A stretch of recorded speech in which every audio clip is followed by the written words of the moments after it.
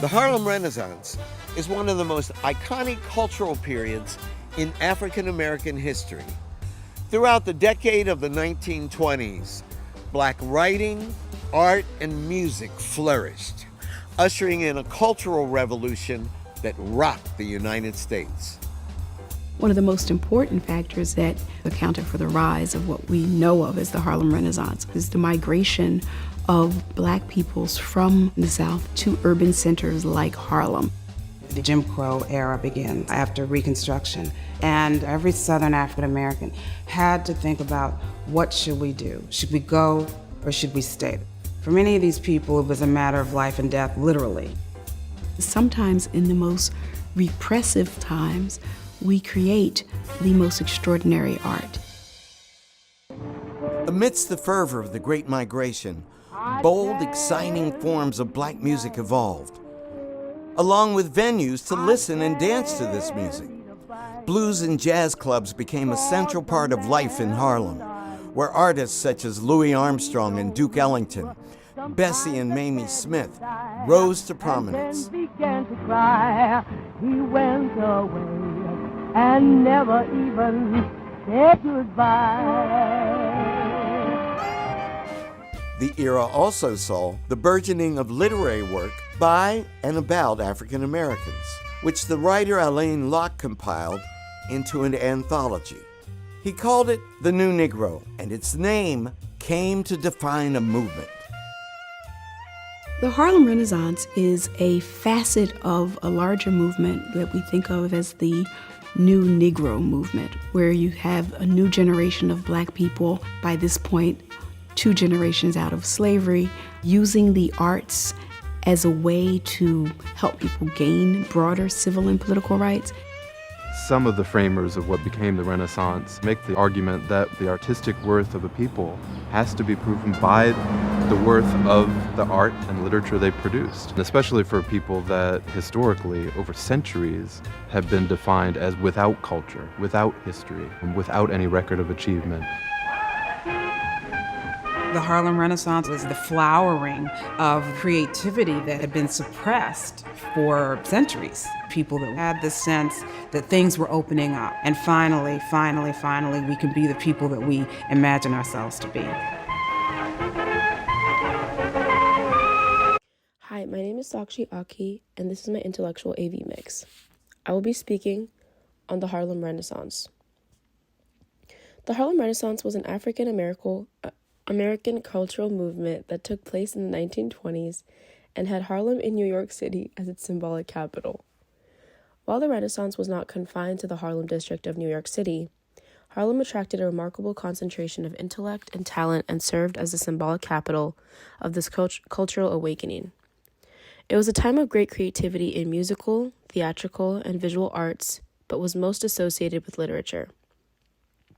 The Harlem Renaissance is considered to be the most influential period in African American literary history.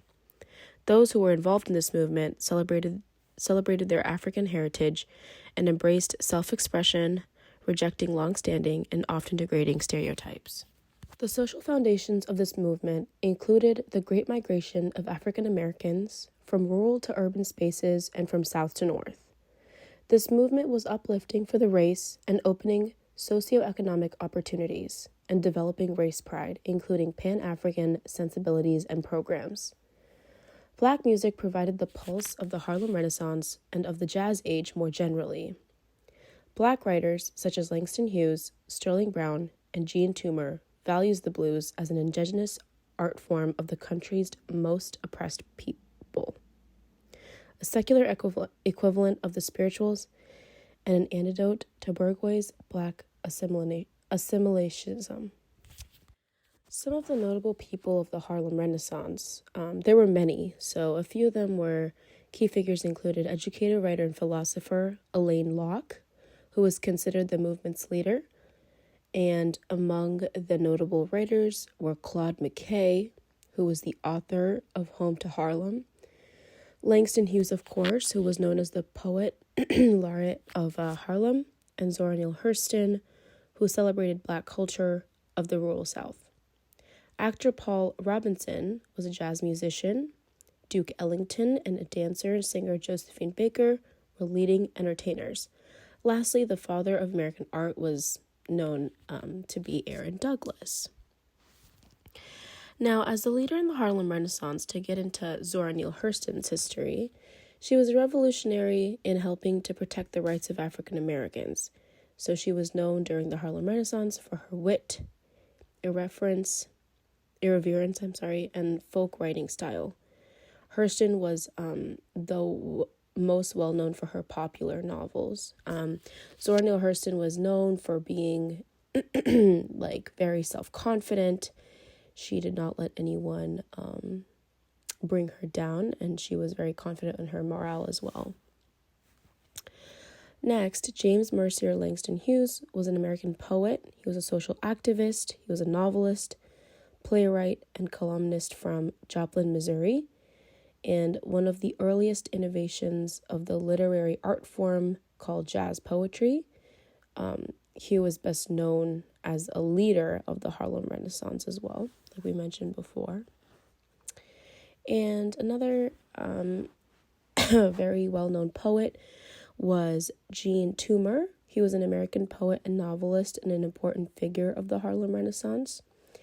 It's somewhat ironic that Jane Toomer is remembered as the writer of one of the greatest novels ever written by a Black author, because during his lifetime, he only published one significant book, and he spent very little time amongst Black people, because there was much, not controversy, but confusion of whether he was Black or white, because he was very light-skinned. In conclusion, the Harlem Renaissance was a literary, artistic, and intellectual movement that kindled a new Black cultural identity. The Renaissance was successful in many ways. It brought the Black experience clearly within the corpus of American cultural history and encouraged a new appreciation of folk roots and culture.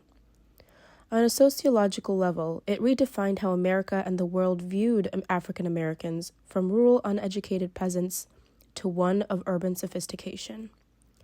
The Renaissance influenced future generations of Black artists, writers, and musicians through sharing their rich cultural experiences. Thank you.